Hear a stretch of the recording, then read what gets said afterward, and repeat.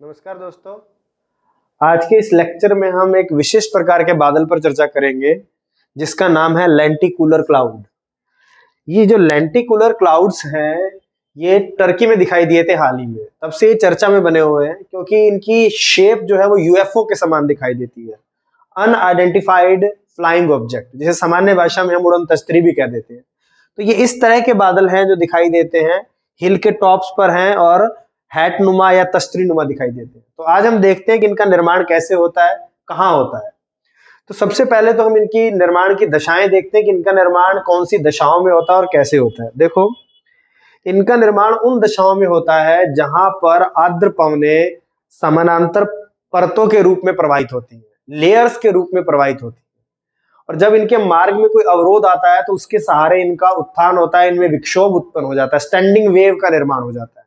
तो देखते हैं कैसे होता है। देखो, मान लीजिए कि ये अर्थ सरफेस है और इस पर एक इस तरह का कोई पर्वत है, हिल है, और यूं समानांतर परतों में पवन का प्रवाह हो रहा है, हवा प्रवाहित हो रही है और इसमें आर्द्रता की पर्याप्त मात्रा है, आर्द्रता इनमें पर्याप्त है। तो ये समानांतर लेयर्स में जो हवा प्रवाहित हो रही है तो इसका क्या होगा, इस पर्वत के सहारे यूं उत्थान होगा और इस दिशा में इसका क्या होगा, अवतलन होगा।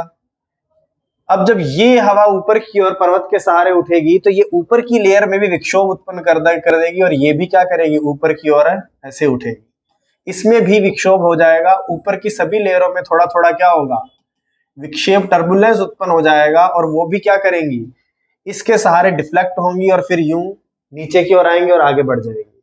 तो इस तरह का जो टर्बुलेंस क्रिएट करता है, इस वजह से ये जब हवा ऊपर उठती है तो तापमान इस हवा का कम हो जाता है और तापमान कम होने से इसमें संघनन हो जाएगा और संघनन होने से बादल का निर्माण होगा।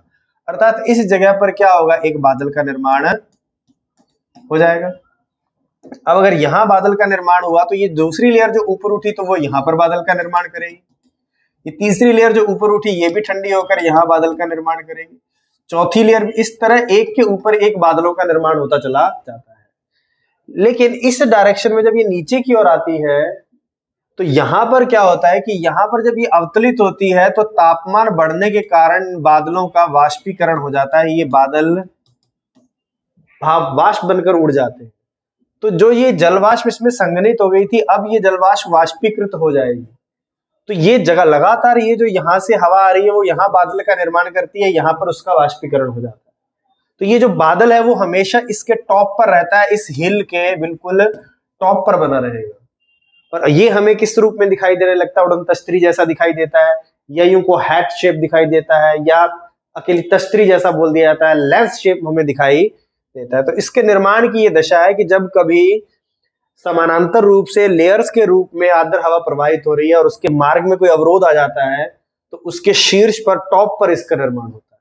इसको हम इस डायग्राम से भी देख सकते हैं। देखो, ये रहा। अगर हम इसको क्या माने कि मान लो कि ये विंड यहां से यूं प्रवाहित हो रही है तो पर्वत के सारे अवरोध आएगा तो ये ऊपर उठेगी, ये भी ऊपर उठी, ये भी ऊपर उठी। लेयर्स क्या करती हैं, टर्बुलेंस क्रिएट होता है और ये ऊपर की ओर उठती है। ऊपर की ओर उठने से इनका तापमान कम होगा तो यहाँ पर क्या हो गया, संघनन हो गया। फिर ये लेयर ऊपर उठी तो यहाँ पर भी बादलों का निर्माण, बादलों का निर्माण और बादलों का निर्माण। ये लेयर्स ऊपर उठेंगी, बादलों का निर्माण करेंगी। जब ये नीचे अवतलित होंगी, दूसरी साइड में नीचे आएंगी, तब तापमान बढ़ जाता है और ये बादल भाप बन के उड़ जाते हैं। इसलिए ये हमेशा क्या रहते हैं, टॉप पर दिखाई देते हैं।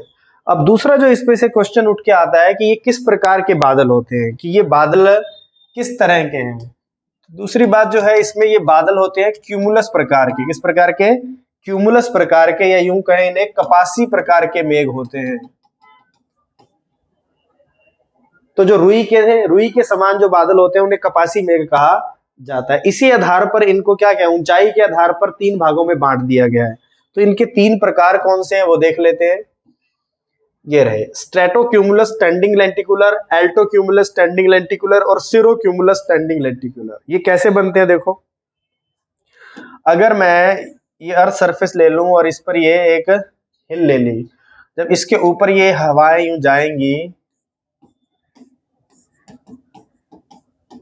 अब अगर इसकी ऊंचाई क्या है, बहुत ज्यादा नहीं है, 2 किलोमीटर से नीचे है तब क्या होगा, यहाँ पर एक विशेष प्रकार के जो बादल बनते हैं वो कौन से होते हैं, स्ट्रेटोक्यूमुलस। निचली ऊंचाई के जो बादल है उन्हें स्ट्रेटोक्यूमुलस कहा जाता है। तो इस जगह पर बनेंगे स्ट्रेटोक्यूमुलस क्लाउड, क्योंकि इनकी ऊंचाई कम है। तो यहाँ पर निम्न स्तरीय बादल बनते हैं, इनका नाम क्या होता है, स्ट्रेटोक्यूमुलस। हिंदी में इन्हें बोला जाता है स्तरीय कपासी मेघ।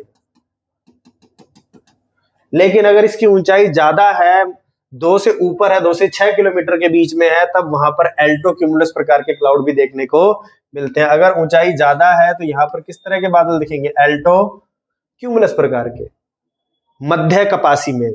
और अगर ऊंचाई काफी ज्यादा है, 6 से ज्यादा है, तो किस तरह के बादल दिखाई देंगे, सिरोक्यूमुलस प्रकार के बादल दिखाई देते हैं, जिन्हें पक्षाभ कपासी मेघ कहते हैं। इन्हें कहा जाता है पक्षाभ कपासी मेघ। तो इस प्रकार से इनके 3 प्रकार के डिवीजन भी किए गए हैं। तो कुल मिलाकर इससे आपके पीटी में क्वेश्चन आ सकता है कि इनका निर्माण कहाँ होता है, तो हमेशा ये हिल के टॉप पर बनते हैं।